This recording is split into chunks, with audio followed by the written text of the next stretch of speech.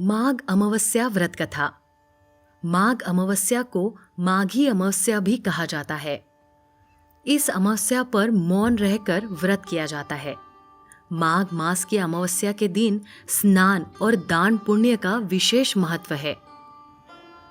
पौराणिक कथा के अनुसार कांचीपुरी नगर में एक ब्राह्मण देवस्वामी था।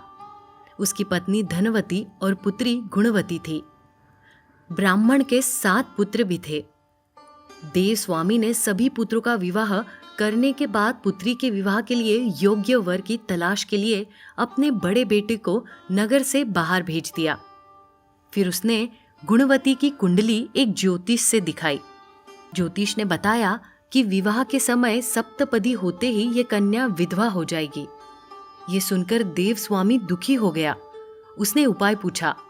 ज्योतिषी ने बताया, सिंहल द्वीप निवासी सोमा नामक धोबिन को घर बुलाकर उसकी पूजा करने से ही संभव होगा। ये सुनकर देवस्वामी ने अपने सबसे छोटे पुत्र के साथ पुत्री गुणवती को सोमा धोबन को घर लाने के लिए सिंहल द्वीप भेजा।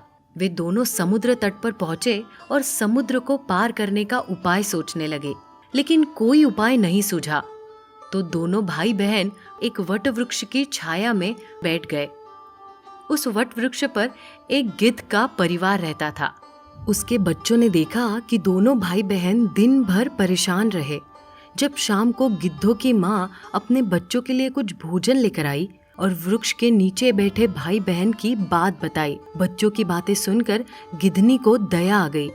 उसने दोनों भाई बहन के पास जाकर कहा, तुम दोनों भोजन कर लो, सुबह तुम दोनों को समुद्र पार सोमा के पास पहुंचा दूंगी। सुबह होते होते गिद्धनी ने उन्हें सोमा के घर पहुंचा दिया। फिर वे सोमा धोबिन को घर लेकर आए और उसकी पूजा की, जिसके बाद ब्राह्मण देवस्वामी की पुत्री का विवाह हुआ। सप्तपदी होते ही उसके पति की मृत्यु हो गई। तब सोमा ने गुणवती को अपने पुण्य का फल दान कर दिया, जिससे उसका पति जीवित हो उठा।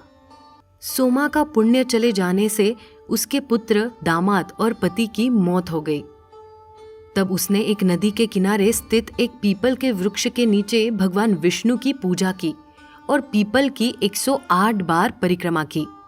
उसके पति, पुत्र और दामाद फिर जीवित हो उठे।